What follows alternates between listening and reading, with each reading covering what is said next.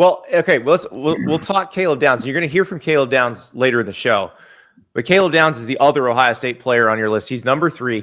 It's kind of neck and neck, him and Dylan Stewart and Colin Simmons at Texas, potentially most impactful defensive player.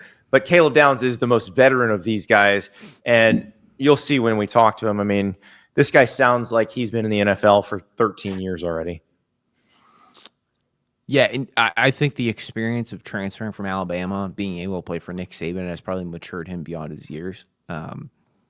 What he did as a freshman and then making a decision to leave after Saban retired and then going down to Georgia and Ohio State and picking between those two. And then, he had a great final stretch of the 2024-25 season at Ohio State.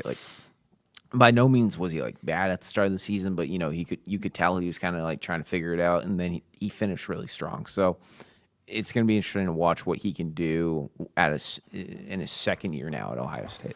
Yeah, and the one play last year that he made that people forget about is the punt return for a touchdown against Indiana that just sucked the soul out of their bodies, because it's okay, their safety is just gonna be better than everybody on the field and just gallop to the end zone. That no one. The difference between really, really good teams and the teams that win the national championship are the ones that have the players on the field that just do things that everyone else can't do. And I think that he falls into that category. The other thing is, and again, you'll see when you hear from him, this guy is so smart. And when you're in the position he plays, you have to communicate really well. You have to get everybody else kind of lined up. And that's what he's capable of doing. Ohio State's, it's interesting because their defense doesn't return a ton of starters, but they do return 2 guys in Sonny Styles and Caleb Downs at second and third levels of the defense who can communicate everything that needs to be communicated. And obviously, it's a new defensive coordinator, Matt Patricia, but these are guys who are veterans, who've seen everything, who've done everything, who can tell everybody where they need to be. So I think that's pretty critical. Caleb Downs, I mean, this is everything you want. Yeah. And we're going to close it by letting you hear from the great Caleb Downs. Here's Caleb Downs. Here with Caleb Downs from Ohio State. And what has this offseason been like? It's been really fun. I mean, we've had the opportunity to grow as a team and get to know each other better, especially the new guys that came in that are trying to step up. And we've had a lot of growth, people trying to get better and put themselves in a better position for the season. Caleb, when you win a national title, what drives you in the following offseason? Just the opportunity to do it again, the opportunity to get better. The opportunity to prove yourself is always a key factor of it, just wanting to be your best self every day, not necessarily saying we're going to repeat or we're going to do any of that, just saying we're going to see where we're at when we lift our heads up and go from there. Because it's kind of like a diet. Like for you, if you lose a bunch of weight, like me, when I get down to being skinny, then I've made it, and then it's time to go back up the ramp again. I don't know. It's just that main motivation to stay locked in. I don't know, man. You look pretty good. I don't know why you're saying that. Well, but yeah, you get the ring, you got it, but it doesn't mean anything this year. No. I mean, the fulfillment kind of goes away after some point, and it doesn't mean anything to say we won last year if another team could walk in here and say we won this year. Was that a strange feeling for you when the fulfillment? Because I'm sure in that moment, you beat Notre Dame, the confetti's falling, you did it. Yeah. When does it feel like, oh wait, now we have to do something else?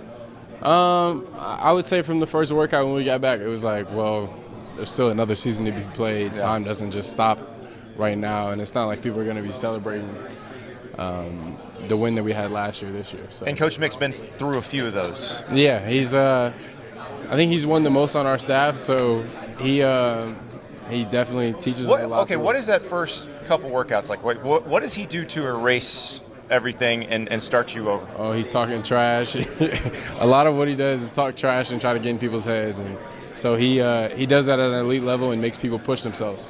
He calls himself the motivator. How does he talk trash to you? What does he say to you? Like the first couple of days, pretty much it was just he put me against Jeremiah and was like, "You better figure out what you're gonna do." So me and Jeremiah was competing against each other, and it was like, "You're still gonna have to compete now, even though you guys won.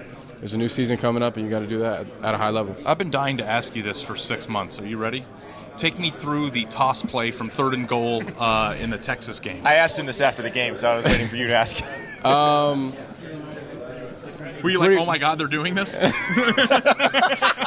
Literally, every time somebody runs that play on me, I try to just, all you have to do is find one crease. And once you find that crease, it's just you and the ball carrier. And I hate watching that play because I missed the tackle, and it actually... Can we talk about Lathan on that play? Oh my, he saved me. He got crushed. He saved me. And he still made it. How did he do that? I genuinely, I got up and the next play I was like, appreciate you. I was like, appreciate you, my guy. But the thing is, if you're not in there like a missile, what he does doesn't matter because he's by you. No, it's a team effort, and I did what I could do, and he did what he could do. And now, you said after the game, I remember you said that Georgia had tried to run that against you in the SEC championship game when you were playing for Bama. Like, when you have a play or a situation, how quickly is the recall? Is it as soon as you see formation, motion, it's like, I know this is happening? Formation and motions change it. Georgia ran it in the boundary 1-by-3, and they were running it out of 3-by-1 and 12 personnel, so that was a little bit of a different situation. But just the feeling of the O-lineman, the way they move on that play, once you feel that and the running back starts to move towards it. All right, you're hearing this, right? Uh-huh. How he remembers exactly what it looked like. Do you have a photographic memory? For football, maybe. Yeah, I mean, I honestly would not pick on the best player in college football if I were But it's running incredible a play, how the best players in football can remember these situations as they happen. Like that, what you just said, that Georgia play happened 2 years ago. I mean, it has to be, you have to be instinctual and move in the moment, and I guess that's the really only way that you can do it is if you can recall and remember at the time when it's happening. So last year you were the new guy with a bunch of dudes that had been in these roles for a long time. Now you are the guy who has been in the role. Sonny's still there, but it's a lot of guys in roles they haven't been on this defense. How do you help them develop? Really just try to be a sense of calm. I mean, some of the guys haven't played, but just knowing that they got me, Sonny, guys like that have played a lot of snaps can help them grow in the situations that they're going to be in and know what's going to come. And I feel like it's just having relationships with people. If I know somebody better and I know them at a high level off the field, then they can trust me on the field. Caleb, how much does Michigan game drive you, and how much is it talked about internally?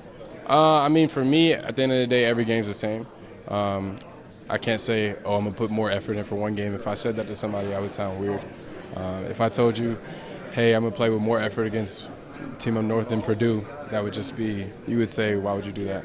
Why wouldn't you just play hard every game? So for me, I mean, I try to play the same every game. Caleb, good luck this season. Thank you so much. Thank you. That was awesome. Appreciate you being here. That is Ohio State safety Caleb Downs, and yes, he sounds like he's been in the NFL for 10 years. It is amazing. He's as smooth as it comes, and you understand why this guy's so good at what he does when you hear him talk. One of the best players in the country, as Pete pointed out, one of the most important non-quarterbacks in the country, maybe the best returning defensive player in the country.